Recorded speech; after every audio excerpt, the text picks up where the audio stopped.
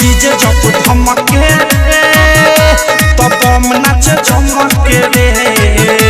कि डीजे जब धमके रे कि डीजे जब धमके तब बम नाचे झमके रे कि डीजे जब धमके रे बाजे भोला जी के गाना भोल सभे बाती भाना बोले ला नादा बोल बम के रे। ओए ऑपरेटर बंद गाना क्यों बंद कर रहे भाई? आप उनका माजा किरकिरा हो गया, बीच में गाना नहीं बंद करने का, समझा क्या? गाना चालू कर भाई, ये गाना चालू कर जल्दी भाई, भोले बाबा का गाना जल्दी चालू कर भाई। ए बम गरमाइए मत मामा, अभी हम चालू करते हैं, थोड़ा जनरेटर यार ले लिया था बम, सॉरी इसके लिए। अभी हम तेल रह के जनरेटर चालू करते हैं। कहने के होते रे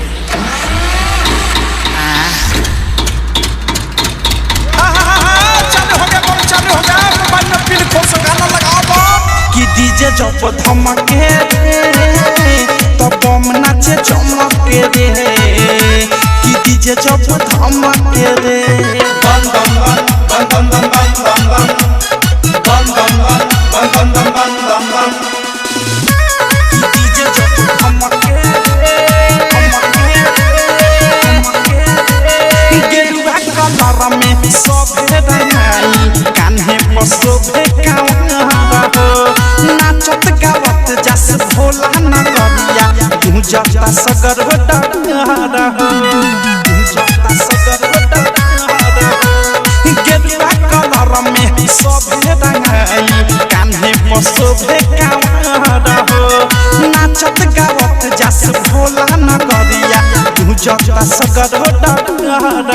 माथे बांधी के पगरिया जो झड़ी के गगरिया भुला के सभे अपन गम के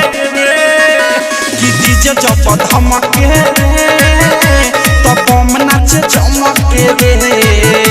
कि डीजे जब धमके रे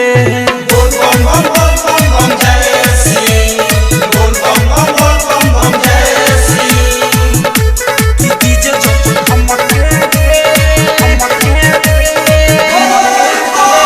गाजा के नशा में सभे नशाई रोला कतावे मोहम हो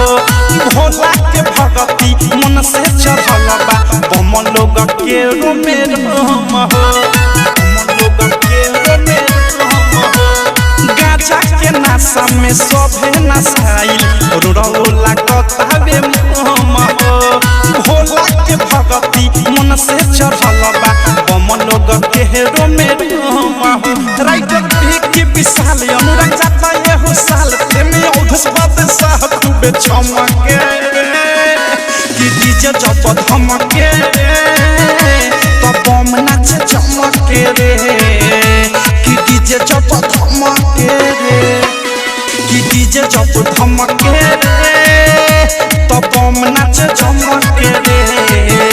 कि डीजे जब धमके रे कि डीजे जब धमके तब बम नाचे चमके रे कि डीजे जब धमके रे बाजे भोला जी के गाना भोल सभे बाती भाना बोले ला नादा बोल बम के रे